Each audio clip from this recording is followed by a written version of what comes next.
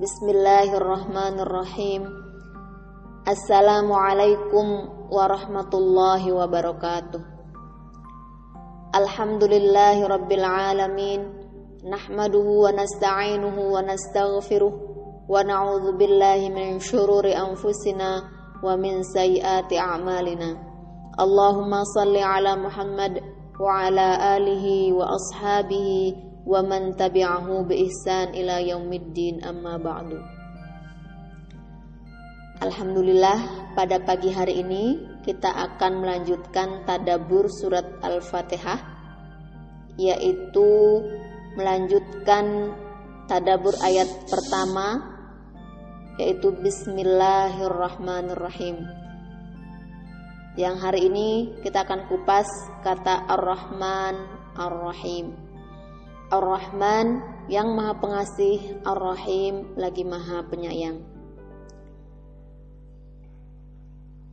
Sedemikian banyak nama-nama Allah yang indah tercantum dalam Al-Asmaul Husna, namun yang terpilih dalam basmalah hanya dua nama, yaitu Ar-Rahman Ar-Rahim, di mana kata Ar-Rahman dan Ar-Rahim terambil dari akar kata yang sama.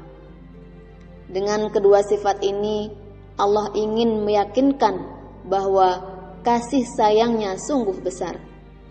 Dalam kata Ar-Rahman terkandung kasih sayang Allah yang umum bagi seluruh makhluk. Sedang dalam kata Ar-Rahim terkandung makna khusus bagi orang-orang mukmin di akhirat kelak. Dalam memberikan rahmatnya di dunia, Allah tak pilih-pilih.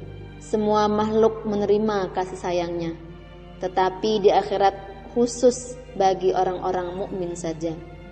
Sebagaimana Rasulullah bersabda yang artinya, Allah Subhanahu wa ta'ala menjadikan rahmat itu 100 bagian, disimpan di sisinya 99, dan diturunkannya ke bumi ini 1 bagian.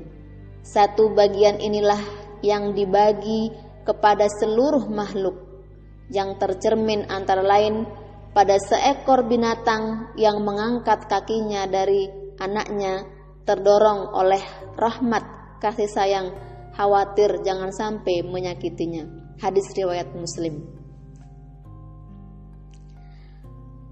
Ar-Rahman, jika dilihat dari pola katanya, mengikuti timbangan fa'lan. Seperti juga kata ta'ban yang berarti sangat letih, atau atsyan yang berarti sangat haus, dan sebagainya yang mengandung makna kesementaraan.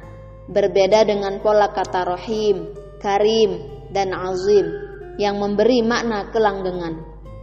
Dengan demikian dapat dipahami bahwa Ar-Rahman adalah kasih sayang Allah yang umum untuk semua makhluk di dunia, dan itu hanya 1 bagian dari 100 bagian kasih sayang Allah, namun hanya bersifat sementara. Sedangkan kasih sayangnya yang kekal adalah di akhirat, tertuju hanya bagi orang-orang mukmin saja. Sebagaimana tercantum dalam surat Al-A'raf ayat 32 yang berbunyi, A'udzubillahi minasyaitonirrajim. Qul man harrama zinatallahi allati ukhrija li'ibadihi wattayyibati minar rizqi. Qul hiya lilladzina amanu fil hayatid dunya khalisatan yaumal qiyamah. Kadzalika nufassilul ayati liqaumi ya'lamun. Katakanlah, siapakah yang mengharamkan perhiasan dari Allah yang telah dikeluarkannya untuk hamba-hambanya? Dan siapa pulakah yang mengharamkan rezeki yang baik? Katakanlah, semuanya itu disediakan bagi orang-orang yang beriman dalam kehidupan dunia, khusus untuk mereka saja di akhirat kelak. Demikianlah kami menjelaskan ayat-ayat itu bagi orang-orang yang mengetahui. Ibu-ibu yang berbahagia, kita lanjutkan membahas mengenai fungsi dari basmalah. Ada beberapa fungsi basmalah yang dapat kita fahami. Yang pertama adalah isti'anatan, artinya memohon pertolongan. Dengan basmalah ini kita memohon pertolongan kepada Zat yang Maha Agung dan Kuat, agar pekerjaan kita dapat terlaksana dengan baik. Dengan mengucapkan basmalah yang mengandung unsur isti'anatan atau pertolongan dapat menimbulkan kepercayaan diri yang kuat, sebab pekerjaan kita mendapat pertolongan dari Allah. Di satu sisi juga menimbulkan perasaan tawakal dan ketergantungan kepada Allah. Yang kedua adalah tarajian, yang berarti pengharapan.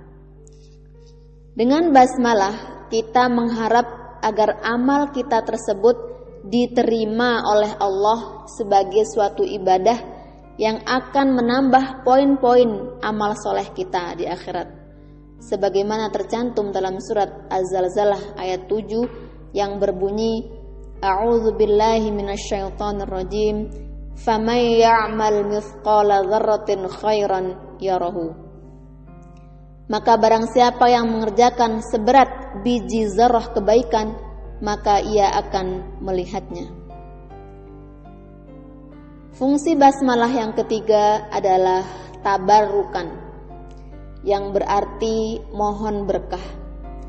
Dengan basmalah kita berharap pekerjaan kita mendapat ridho Allah, hingga kebaikan yang bersifat ketuhanan selalu menyertai amal tersebut dan menghilangkan hal-hal yang bersifat negatif dari setiap amal, karena Allah mendapatkan berkah dari Allah. Berkah adalah subutul khairi al-ilahi fi syai'in, yaitu tetapnya kebaikan yang bersifat ketuhanan dalam satu hal. Fungsi basmalah yang keempat adalah zikrullah, yaitu zikir kepada Allah atau mengingat kepada Allah. Dengan selalu mengucapkan basmalah dalam setiap pekerjaan, berarti kita selalu dalam kondisi zikir, di mana zikrullah tersebut dapat menenangkan hati sesuai dengan surat Ar-Ra'du ayat 28 yang berbunyi, A'udzubillahi minasyaitonirrajim, ala bidzikrillahi tatma'innul qulub. Ketahuilah, dengan zikir Allah hati menjadi tentram.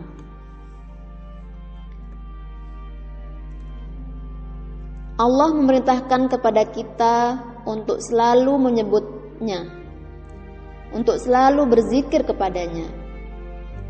Sebagaimana Allah berfirman dalam surat Al-Baqarah ayat 20 ayat 200 yang berbunyi, A'udzubillahi minasyaitonirrajim, fa idza qadaitum manasikakum fadhkurullaha ka dzikrikum aba'akum aw ashadda dzikra, faminan nasi may yaqulu rabbana atina fid dunya wa ma lahu fil akhirati min khalaq.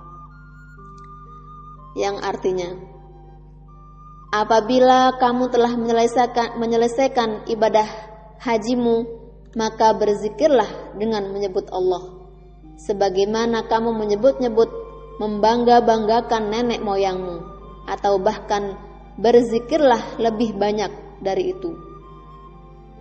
Maka di antara manusia ada yang berdoa, Ya Tuhan kami, berilah kami kebaikan di dunia, dan tiadalah bagian yang menyenangkan di akhirat. Ibu-ibu yang berbahagia, dari kajian di atas kita dapat mengambil pelajaran bahwa kita tidak boleh lupa membaca basmalah setiap memulai pekerjaan. Membaca basmalah disunnahkan karena memulai sesuatu dengan nama Allah akan mendatangkan berkah, dan mengingat Allah secara umum juga akan mendatangkan berkah.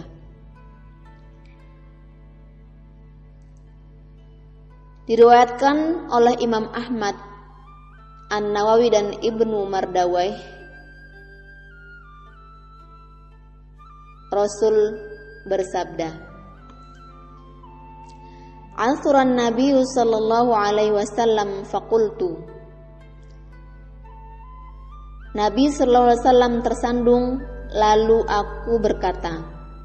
Aku di sini adalah Usamah bin Umair. Dia sedang berbonceng dengan Nabi. Lalu Rasul bersabda, "La taqul ta'isa syaitan." Janganlah kamu katakan celakalah syaitan. Fa innaka idza qulta ta'isa syaitan ta'azama. Bila kamu katakan begitu, dia akan menjadi besar, atau syaitan itu akan menjadi besar dan sombong. Wa qala biquwwati sara'tuhu, dan beliau bersabda, dengan kekuatanku aku melawannya. Wa idza qulta bismillah tasaghara. Bila kamu membaca basmalah, setan itu akan mengecil. Hatta yasira misla dzubab. Mengecil menjadi hina seperti lalat. Hadis riwayat Imam Ahmad dan An-Nawawi.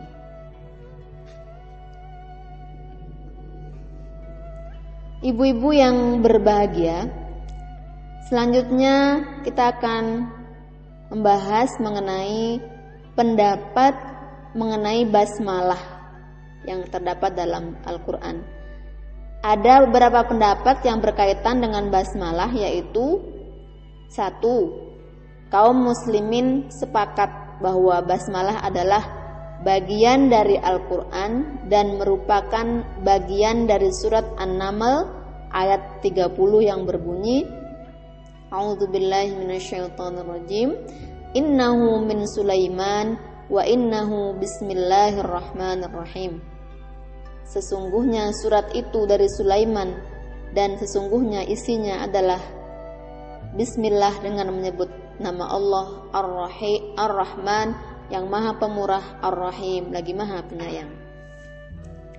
Yang kedua, kaum muslimin berbeda pendapat mengenai basmalah yang ada pada seluruh awal surat-surat dalam Al-Quran, sebagaimana ditulis Sayyid Muhammad Rashid Ridho dalam tafsirnya Al-Manar sebagai berikut. A. Ulama salaf dari penduduk Mekah, ahli fikih dan qori-qori mereka, penduduk Kufah, sebagian sahabat dan tabi'in dari penduduk Madinah, di dalamnya termasuk Ibnu Katsir, Ibnu Abbas, Ibnu Umar, Abu Hurairah dan Imam Syafi'i berpendapat bahwasanya basmalah adalah merupakan ayat pertama dari setiap surat dalam Al-Quran, termasuk surat Al-Fatihah. Alasan mereka yang paling kuat adalah keberadaan basmalah pada setiap surat dalam mushaf kecuali surat Al-Bara'ah atau surat At-Taubah. Hal tersebut adalah merupakan ijma' sahabat, juga berdasarkan hadis yang diriwayatkan secara sahih oleh Imam Muslim dan Abu Dawud dari Ibnu Abbas yang berbunyi, An Ibni Abbas anna Rasulullah sallallahu alaihi wasallam kana la ya'rifu fasla surati hatta yanzilu alaihi bismillahirrahmanirrahim. Rawahu Muslim wa Abu Dawud. Dari Ibnu Abbas radhiyallahu an, bahwasanya Rasulullah sallallahu alaihi wasallam tidak mengetahui pemisah setiap surat dalam Al-Quran sampai turun padanya Bismillahirrahmanirrahim, dengan nama Allah yang Maha Pengasih lagi Maha Penyayang. Hadis riwayat Muslim dan Abu Dawud.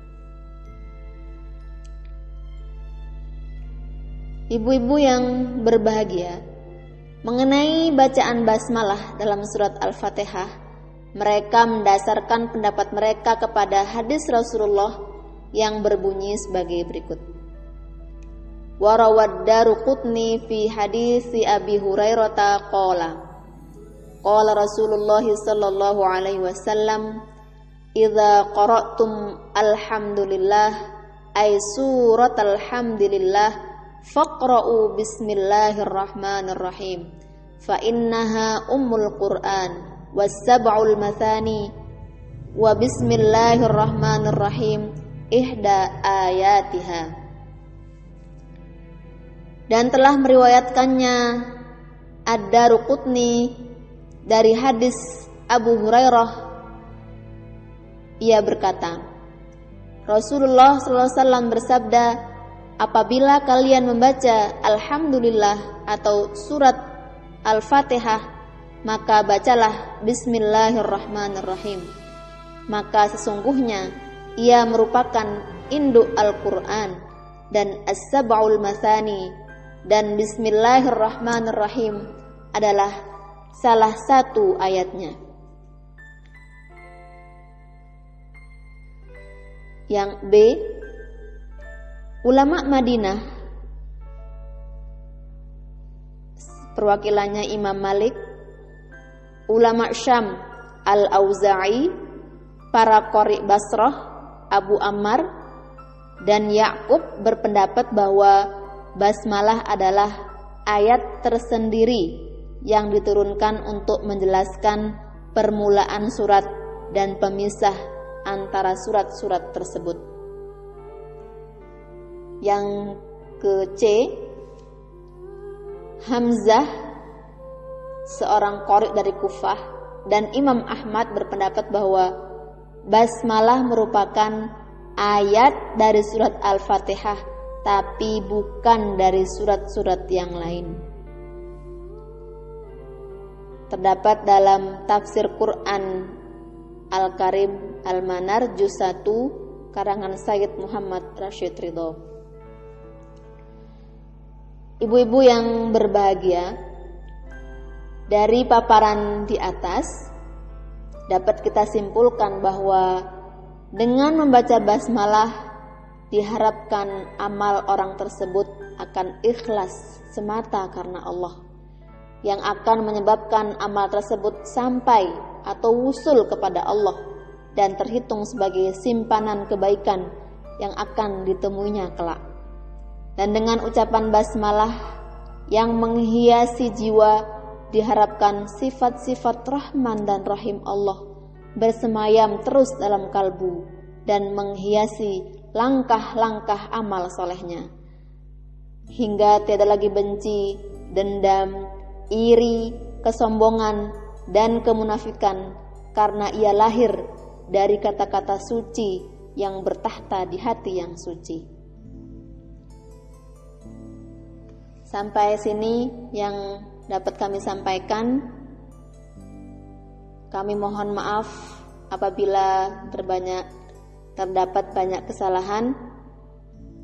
Astaghfirukum, nasrum minallah, fathun qarib. Wassalamualaikum warahmatullahi wabarakatuh.